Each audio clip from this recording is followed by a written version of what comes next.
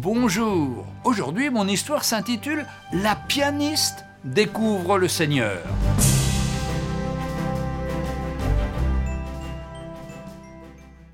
César Ballon, un prédicateur de l'Évangile, fut invité à une grande réception au Royal Albert Hall à Kensington, face à Hyde Park. Durant la soirée, une jeune femme y joua du piano tout en chantant admirablement bien. Le prédicateur attendit patiemment le moment propice pour s'approcher de la jeune femme et lui parler sans détour. « Madame, je vous félicite pour votre talent qui est très grand et j'ai pensé à tout le bien que vous pourriez faire en le mettant au service de Jésus-Christ, si tel était le cas. Mais aujourd'hui, il n'en reste pas moins que pour Dieu, vous resteriez une pécheresse qui a besoin du sang de Jésus-Christ pour être purifiée de tous vos péchés. » Se sentant insultée, la jeune femme répliqua sèchement en traitant le prédicateur d'insolent. S'éloignant de son interlocuteur à grands pas, elle rentra chez elle en colère. Elle se coucha, mais le sommeil ne vint pas. Elle avait beau se retourner, se tourner dans son lit, impossible de dormir. Dans le silence de la nuit, elle ne pouvait faire taire le Saint-Esprit qui travaillait dans sa conscience.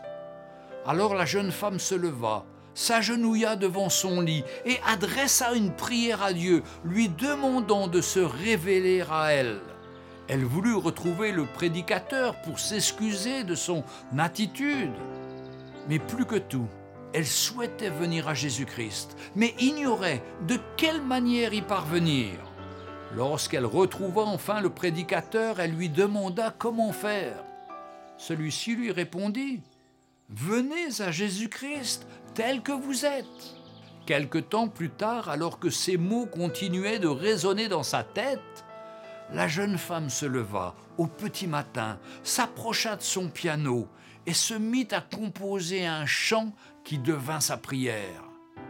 Dieu exauça cette prière et transforma la vie de cette jeune femme à travers le sang de Jésus-Christ. La jeune femme s'appelait Charlotte Elliott et son chant fut repris à travers le monde entier. Tel que je suis sans rien à moi, sinon ton sang versé pour moi et ta voix qui m'appelle à toi, agneau de Dieu.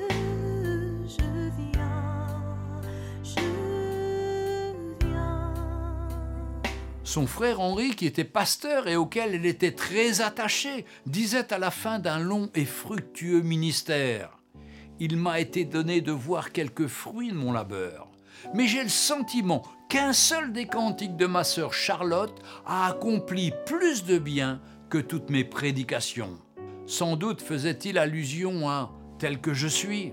Un autre jour, un évangéliste parisien vit entrer chez lui un petit garçon qui tenait à la main le fragment déchiré et sali d'une page de livre.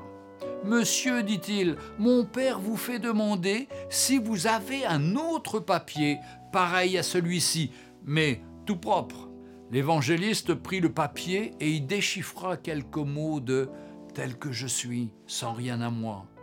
L'enfant attendait, le regard anxieux. « D'où as-tu ce papier? Pourquoi en veux-tu un autre ?»« Nous l'avons trouvé près de ma sœur qui est morte. Elle chantait cela tout le temps pendant sa maladie. Mon père aimerait en avoir un autre pour le faire encadrer en souvenir d'elle. »